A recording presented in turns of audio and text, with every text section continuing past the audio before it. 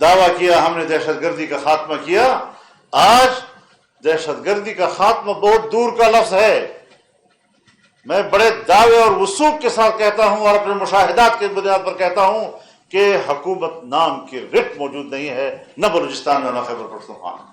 اب اگر ریاست اپنی ناکامیوں کا بوجھ بھی ہم پہ ڈالتا ہے، اپنی ناکامیوں کا بوجھ بھی عوام پہ ڈالتا ہے، تو اس سے بڑی بے انصافی اور نہیں. لا انفورسمنٹ کے ادارے اس بات کے ذمہ دار ہیں کہ یہ بدامنی ان کی نااہلی کی وجہ سے. ڈپٹی کمشنر کون ہوتا ہے جو میرے مدرسے کے محتمم کو یا اس کے ناظم کو کہتا ہے کہ جاؤ اور وزارت تعلیم کی اپنے آپ کو رجسٹر کراؤ، جبکہ وہ کہتا ہے کہ میرے کاغذات تو قانون کے مطابق ہیں.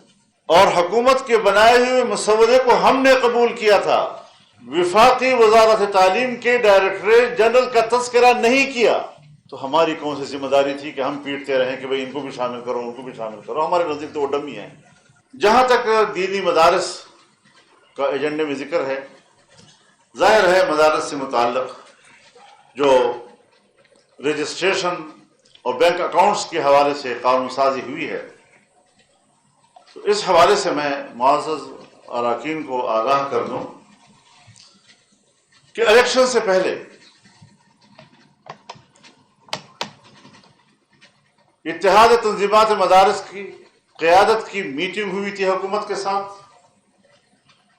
اس میں اتحاد تنظیمات مدارس نے 1860 کی سوسائٹی ایکٹ کے تحت رجسٹریشن کا مطالبہ کیا، لیکن ساتھ ہی حکومت کی طرف سے کہا گیا کہ نہیں، وزارت تعلیم کے تحت جو ڈائریکٹریٹ ہے وہاں پر بھی رجسٹریشن ہوئی ہے اور بہت سے مدارس کی ہوئی ہے. مدارس کو تقسیم کیا گیا، تنظیمات کو تقسیم کیا گیا، اور اس طرح رجسٹریشن کے دو راستے کھولے گئے. اس بات پر اتفاق ہوا کہ مدارس کو اختیار ہوگا کہ وہ اپنی رجسٹریشن کہاں کرانا چاہتے ہیں، 1860 کی سوسائٹی ایکٹ کے تحت یا وفاقی وزارت تعلیم کے ڈائریکٹریٹ جنرل کے تحت. اتفاق رائے کے باوجود قانون سازی نہیں ہو سکی. کہاں سے روکی گئی وہ بھی آپ جانتے ہیں. 26ویں آئینی ترمیم کے دوران ہم نے پھر یہ موضوع اٹھایا کہ مدارس کی مشکل کو حل کرو. چنانچہ مسودہ ہم نے نہیں بنایا تھا، مسودہ حکومت نے بنایا تھا، اور حکومت کے بنائے ہوئے مسودے کو ہم نے قبول کیا تھا. اگر حکومت نے از خود اس بل میں وفاقی وزارت تعلیم کے ڈائریکٹریٹ جنرل کا تذکرہ نہیں کیا تو ہماری کون سی ذمہ داری تھی کہ ہم پیٹتے رہیں کہ بھئی ان کو بھی شامل کرو، ان کو بھی شامل کرو. ہمارے نزدیک تو وہ ڈمی ہیں. بل پاس ہو گیا، چیخو پکار اٹھی کہ ہم کہاں جائیں، ہم کہاں رجسٹریشن کریں، ہم نے تو وہاں رجسٹریشن کی ہوئی ہے، وغیرہ وغیرہ. پھر انہوں نے میٹنگ بلائی. ہم نے کہا کہ پہلے چونکہ یہ ایکٹ بن چکا ہے، لہذا اس ایکٹ کا پہلے گزٹ ہونا چاہیے. جب اس کا گزٹ ہو جائے گا اس کے بعد پھر ہم وہاں سے بات کریں گے، کیونکہ اسمبلی نے پاس کیا ہے، پریزیڈنسی میں کیا ہے. پریزیڈنسی کو 10 دن کے اندر اندر اس پر دستخط کرنے چاہیے، ورنہ خود بخود وہ ایکٹ بن جاتا ہے. اب وہ ایکٹ بن چکا ہے، گزٹ کیوں نہیں ہو رہا اس کا؟ چنانچہ پہلے اس کا گزٹ کرایا گیا. گزٹ کرانے کے بعد پھر انہوں نے میٹنگ بلائی اور کہا جی وہ مدارس جو پیٹ رہے ہیں، چیخ رہے ہیں کہ ہم کہاں جائیں گے، تو ان کے لیے گنجائش. یقین جانیے ہم نے اخلاقی طور پر کہ الیکشن سے پہلے والے میٹنگوں میں ہم نے اس پر ہاں کر دیا تھا. اخلاقی طور پر ہم سمجھ رہے تھے کہ اب بھی ہمیں انکار نہیں کرنا چاہیے، کیونکہ ایک دفعہ ہم ہاں کر چکے ہیں تو اب ہمیں ان کو نظر انداز نہیں کرنا چاہیے. چنانچہ ان کو شامل کیا گیا، نیا ڈرافٹ بنایا گیا اور اس ڈرافٹ کو بطور آرڈیننس کے جاری کیا گیا. آرڈیننس جاری ہوتا ہے اس وقت جب پارلیمنٹ نہیں موجود. جب پارلیمنٹ آ جاتا ہے تو پھر وہ قانون سازی کے لیے آتا ہے. یہاں پارلیمنٹ میں وہ آرڈیننس آیا لیکن قانون سازی نہیں ہوئی، اس آرڈیننس کو 120 دن کی توسیع دی گئی۔ اب آپ اس حوالے سے خود سوچیں کہ ہمارے حکمران اور ان غلام گردشوں میں رہنے والے لوگ ہمارے دینی مدارس اور اداروں کے بارے میں کیا سوچ اور کیا ذہنیت رکھتے ہیں۔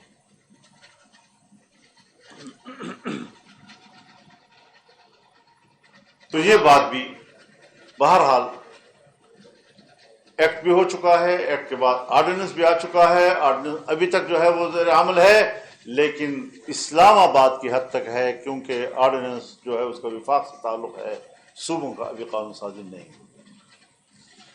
اب ہمارے لوگ جاتے ہیں رجسٹریشن کے لیے، چاہے اسلام آباد میں جائیں، ڈپٹی کمشنر کون ہوتا ہے جو میرے مدرسے کے محتمم کو یا اس کے ناظم کو کہتا ہے کہ جاؤ اور وزارت تعلیم کی اپنے آپ کو رجسٹر کراؤ، جبکہ وہ کہتا ہے کہ میرے کاغذات تو قانون کے مطابق ہیں، میں تو آپ کی قانون سازی کے تحت آیا ہوں۔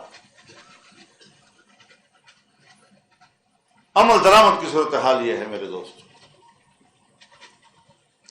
اس طرح ناپاکیزہ قسم کے سوچ، بین الاقوامی دباؤ، ان کے اثر رسوخ وہ قابل قبول ہے، لیکن اپنے ملک میں تعلیمی اداروں کے لیے مشکلات پیدا کی جا رہی ہیں۔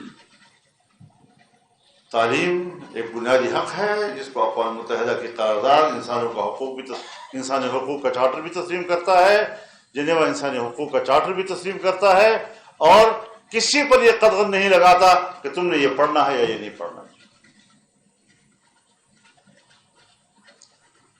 تو یہ مسئلہ بھی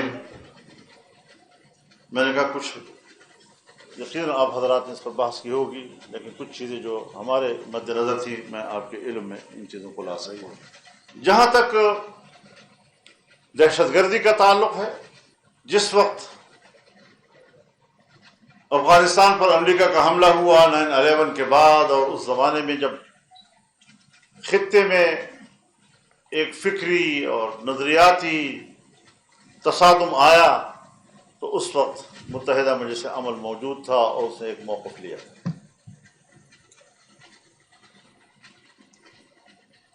لیکن ہر چند کے ہم امریکی جارحیت کے خلاف تھے، ہم جیلوں میں گئے، لیکن پاکستان کے اندر مسلح جنگ، اس کو علماء کرام نے اجماعی طور پر مسترد کیا، اور میں اس کی 2-3 مثالیں پیش کروں گا۔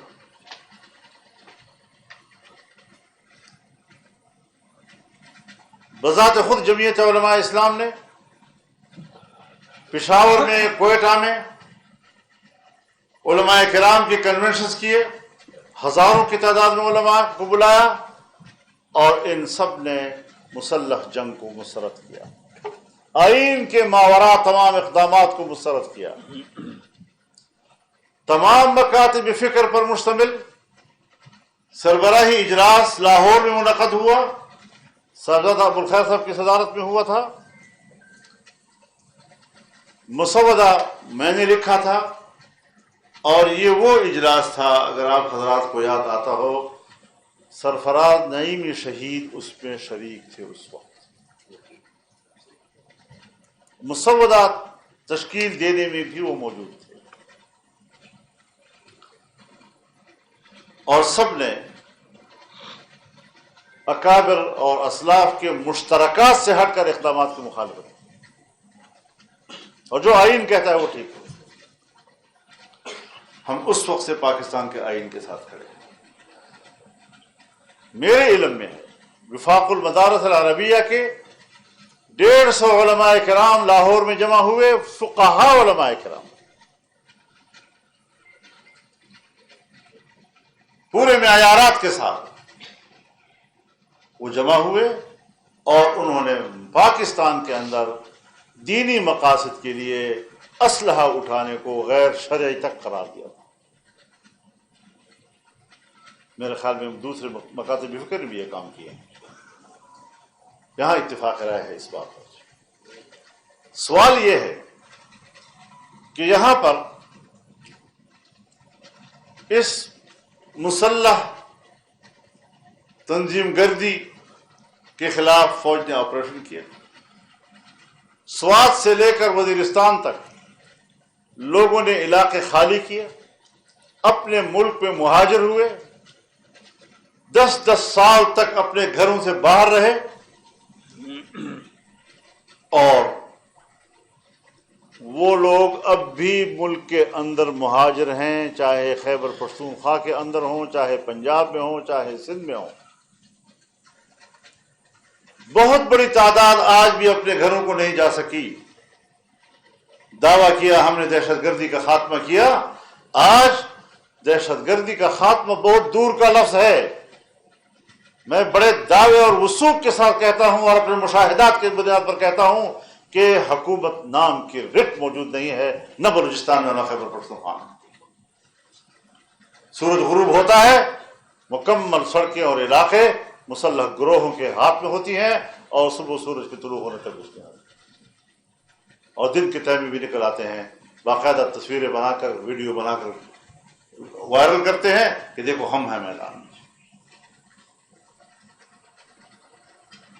اب لوگوں پر دباؤ ہے کہ آپ ہمارا ساتھ دیں, آپ دوبارہ شہر خالی کریں. بابا ہم تو خالی کر چکے ہیں اور ابھی تک خالی ہیں. اگر یہ افغانستان گئے تھے, گئے کیوں, کیسے, اور واپس کیسے آئے؟ اب اگر ریاست اپنی ناکامیوں کا بوجھ بھی ہم پہ ڈالتا ہے, اپنی ناکامیوں کا بوجھ بھی عوام پہ ڈالتا ہے, تو اس سے بڑی بے انصافی اور نہیں. لہذا میرے نزدیک ہماری اسٹیبلشمنٹ, ہمارے لا انفورسمنٹ کے ادارے اس بات کے ذمہ دار ہیں کہ یہ بدامنی ان کی نااہلی کی وجہ سے. اب میں اس کو نااہلی کہوں یا شعوری طور پر ایسا کیا جا رہا ہے کہ اگر انڈیا سے لڑائی ہوتی ہے تو اتنے بڑے انڈیا کو 4 گھنٹوں میں لپیٹ دیا گیا, اور یہ 40 سال سے ہمارا خون بہا رہے ہیں, ان کے مقابلے میں ہم قربانیاں دے رہے ہیں اور قربانیاں دے رہے ہیں. یہ لفظ قربانی بھی کوئی عجیب سی چیز بن گیا ہے کہ مسلح گروہ بھی کہتے ہیں ہم نے قربانی دی ہے, اور ہم بھی کہتے ہیں ہم نے قربانی دی ہے. قربانی کا سہارا لے کر اپنے آپ کو برحق ثابت کرنے کی کوشش کرتے ہیں. ہر گروہ کہتا ہے میں نے قربانی دی ہے, باطل بھی کہتا ہے میں نے قربانی دیا ہے, حق والا بھی کہتا ہے میں نے قربانی دی ہے. یہ کون سی دلیل ہے؟ بات تو یہ ہے کہ قوم کہاں کھڑی ہے اور تمہاری ذمہ داریاں کیا کر رہی ہے. تو اس اعتبار سے بھی اس دہشت گردی کا سدجواب ضروری ہے.